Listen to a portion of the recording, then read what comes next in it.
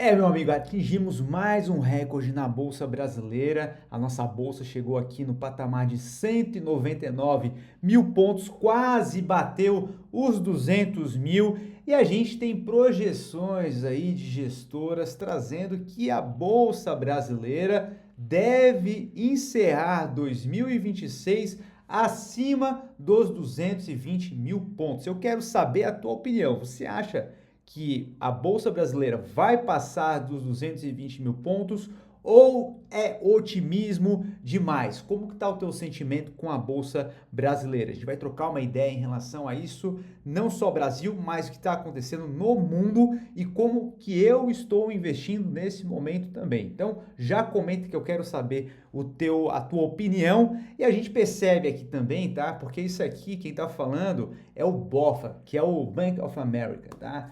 Eles trouxeram aqui que as gestoras estão enxergando, a maior parte das gestoras estão enxergando o Ibovespa aí acima de 220 mil pontos até 2026, final de 2026. Porém, se a gente olha há um mês, a gente vê aqui o Bank of America informando para a gente que só 15% dos gestores da América Latina veem Ibovespa acima de 210 mil pontos no fim de 2026. O que isso traz para a gente, tá? Que você não deve pautar a tua decisão de investimento com base em manchete, cara. Você precisa saber muito bem como filtrar o que é informação e o que é ruído, que é o que a gente está fazendo aqui agora, cara. Se você está chegando aqui pela primeira vez, muito prazer. Meu nome é Felipe Guimarães, eu sou analista CNPI. A gente fala sobre investimentos no Brasil e no exterior. Já segue aí, cara, e deixa um like aí se você já é um seguidor assíduo aqui do canal, tá?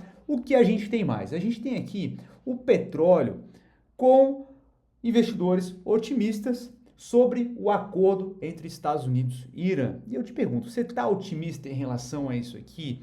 Eu não estou tão otimista assim não, para ser bem sincero, tá? Porque quando todo esse conflito iniciou, lá no finalzinho de fevereiro, o Trump falou que seria algo rápido, seria express, né, cara? Só que o que a gente viu na prática é que os Estados Unidos encontrou dificuldade de encerrar esse conflito naquele período. É coisa de uma semana, ó, pessoal aí, povo do Irã, toma o poder aí, troca o regime e tudo mais, e não aconteceu isso, né? E a gente percebe que agora, recentemente, houve uma tentativa de um cessar-fogo, não durou nem 24 horas, estão negociando, negociando, negociando e não sai, né? Então eu não estou tão otimista em relação a isso. Esperamos que de fato saia, né? Pô, a gente não quer conflito, tanto, porra, guerra é péssimo para a sociedade, para as pessoas, porra, todo mundo se ferra com isso por conta de tomadores de decisão que não se envolvem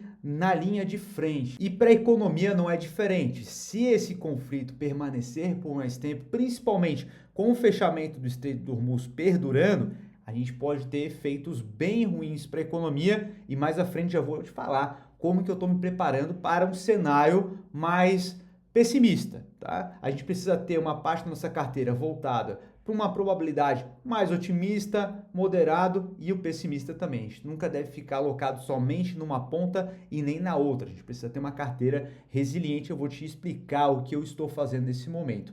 Enquanto isso, a gente percebe que o mercado é bastante curtoprazista. E com isso, a gente vê aqui, ó, que o EWZ, o ETF brasileiro da BlackRock, tem maior captação em 9 anos, né? O retorno do investidor americano por mercados globais injetou 337 milhões no fundo em um único dia. A gente percebe que somente no acumulado desse ano de 2026 ele teve uma alta de 29%, isso aqui dolarizado, então um dos fatores que fez subir aqui foi o fator dólar também, e no último ano fechado subiu 66%. Então, porra, legal pra caramba. A gente percebe que a nossa bolsa aqui tá bombando, o investidor internacional tá olhando para isso, tá sendo atraído muito por conta dessa rentabilidade, mas é importante que você sempre lembre que boa parte do mercado olha muito para curto prazo, tá? Então, 2026 a gente tem um cenário mais otimista. 2027, esse vento aqui pode virar bonito e se você ficar só no oba-oba,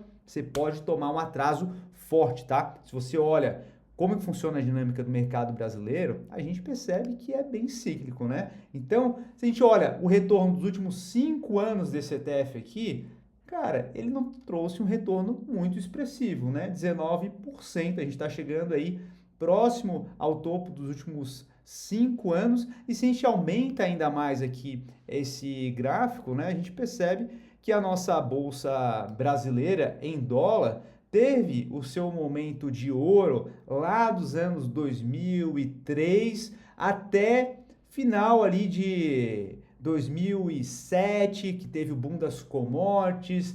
Logo em seguida teve uma crise no mercado americano muito forte e o mercado brasileiro ainda está naquela expectativa, porra, vai bombar pra caramba.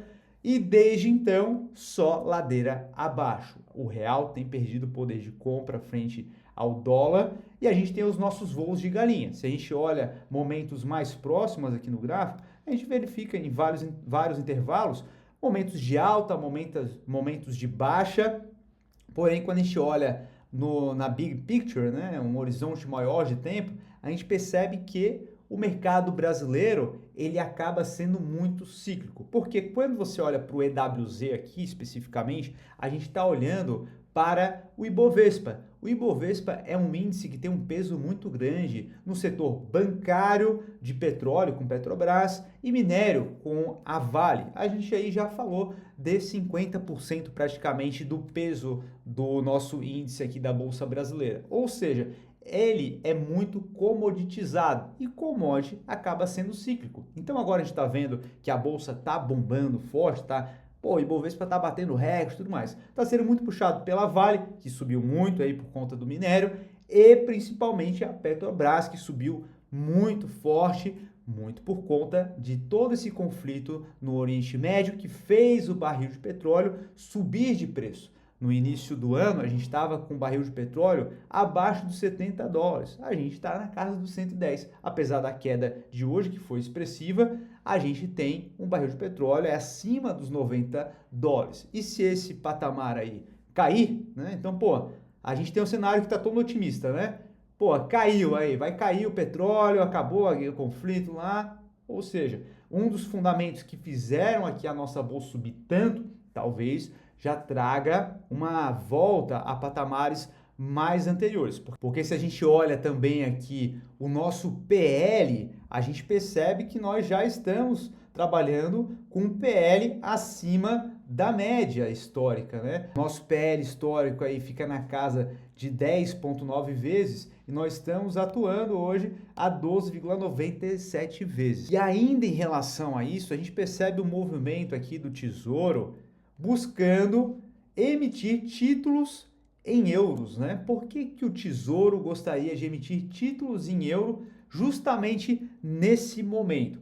Obviamente, para poder diversificar a sua dívida, né? Então, ter outras moedas acaba sendo saudável de fato, e é justamente para poder aproveitar o timing que se tem, onde a gente viu o real se apreciando. Se a gente volta um pouquinho aí no tempo, lá em 2024, você percebe aqui, cara, que o nosso realzão aqui, ele teve uma depreciação bem forte, né? Então vamos voltar aqui, ó, 2024, né? Você percebe lá, ó, que o real caiu muito forte aqui, cara, chegou a cair mais de 20%.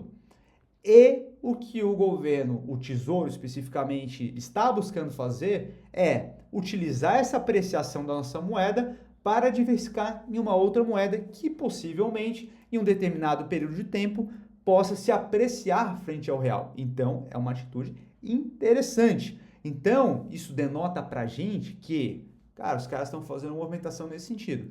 Seria interessante a gente pensar da mesma forma. Fazendo o quê? Investindo também em moedas diversas do real. Então não é o momento de permanecer somente investindo no Brasil porque a bolsa aqui está bombando. É o momento de fato de comprar dólar, de investir em euro também e alocar em ativos globais. Isso porque, conforme eu falei anteriormente, a gente tem esse cenário mais otimista para o ano 2026.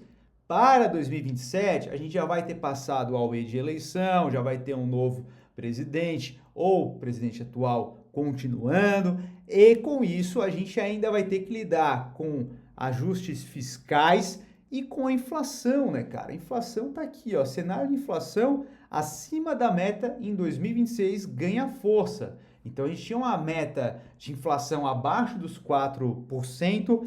Essa inflação projetada para 2026 já supera 4,7% e algumas instituições projetam alta até superior a 5%. Então isso aqui precisa estar no nosso radar como investidor para a gente não ficar somente guiado pelas nossas emoções de otimismo. A gente sempre precisa botar a bola no chão para pensar com racionalidade. E aí com isso eu quero trazer aqui para você o que o Ken Griffin está trazendo de alerta aqui, né? Ele traz o seguinte: se houver um fechamento do Estreito de Hormuz por um período mais prolongado de tempo, coisa de 6 meses a 12 meses, a gente pode ter uma recessão global bem forte, tá? Então, vários são os fatores para isso. Então, por exemplo, a gente tem o Japão. Puta, o que o Japão tem a ver com tudo isso? O Japão, cara, ele é bastante dependente do Oriente Médio para trazer a sua capacidade energética através do petróleo e tudo mais. E boa parte desse petróleo consumido pelo Japão passa pelo Estreito de Hormuz. Ou seja, lá eles já estão vendo aumento de preço bem forte na sua economia. E a gente percebe que eles têm um endividamento extremamente elevado em relação ao PIB. É um dos países com maior endividamento público do mundo, acima de 250% do PIB. E com isso, eles não podem ter uma política de aumento de juros similar com o que a gente tem aqui, numa proporção tão forte para poder conter aumentos, né? E também proteger o poder de compra da sua moeda, que tem perdido muito poder de compra também. Se você olha aqui na tela o iene, como que ele está em relação ao dólar, a gente percebe que no último ano ele perdeu aqui o poder de compra na casa de 10%. Se a gente olha os últimos 5 anos, houve uma queda do poder de compra do iene na ordem de 31%, ou seja, a moeda tem se depreciado e com uma inflação maior no Japão, o poder de compra do cidadão japonês acaba sendo muito ruim. E agora, o que se tem de saída? Um possível aumento de juros. Só que se você aumenta os juros, isso fica relacionado com a sua dívida, né? Os juros da dívida fica mais alto. E isso seria catastrófico para a economia do Japão, que já opera com taxa de juros historicamente elevadas. Se a gente olha aqui a taxa de juros deles, né, a gente percebe que historicamente, né, de 2016 a 2024, a taxa estava negativa em menos 0,1%. E de lá para cá, essa taxa vem aumentando, né? Você percebe, eu estou aqui na frente, né? Mas você percebe que a taxa está em 0,75%. Olha só, aqui no Brasil a gente está com uma taxa de 14,75%. Eles estão com 0,75%. Então, aumentar demais esses juros deles aqui acaba implicando no pagamento da sua dívida, né? Vai ficar muito mais cara o endividamento. Então, o que eu estou fazendo nesse momento, tá? O que eu estou fazendo é aumentar as minhas reservas de oportunidade. Eu não deixo de alocar em ativos que eu acredito para médio e longo prazo, afinal de contas, a gente sabe muito bem que recessões acontecerão e a gente precisa investir em ativos que a gente acredite que vão superar esses momentos. Então, nesse sentido, inclusive adicionando empresas que são resilientes a esses momentos, que historicamente sobrevivem a momentos complicados e ainda mais voltam mais fortes. Além disso, a gente percebe que o mundo está percebendo uma dependência forte em relação ao petróleo e fontes energéticas, então energias renováveis serão cada vez mais demandadas. Então é necessário olhar para ativos que se beneficiem com isso, né? Então, energia eólica, energia nuclear, então a posição em metais acaba sendo interessante através de ouro, prata, urânio também. Para quem não tem confiança para poder investir sozinho, tomar decisão de quando comprar uma ação, quando dolarizar, o que investir lá fora, que metal comprar, de acordo com o seu perfil de investidor, eu recomendo você acessar a esse site aqui, ó. Só colocar ali no Google Notórios Investimentos ou clicar no link da descrição. Nós vamos fazer uma análise gratuita para você, tá? Você vai marcar um bate-papo com um consultor nosso ou até comigo, onde a gente vai analisar os seus investimentos, identificar os pontos fortes, pontos fracos, pontos de melhoria, o que você poderia estar fazendo para ter uma rentabilidade melhor e se preparar para os momentos futuros da nossa economia. Entra no site, clica aqui, ó, quero minha análise gratuita. Após você preencher aqui com os seus dados, nós vamos entrar em contato para poder fazer essa análise para você. E caso você entenda, porra, legal pra caramba, curtir, você vai ser convidado a fazer parte da consultoria aqui, onde fazemos acompanhamento de forma individualizada e personalizada para você. Se você curtiu esse vídeo aqui, meu amigo, agora é o momento de deixar o dedo no like, se inscrever no canal e se você não curtiu esse vídeo, manda para um inimigo.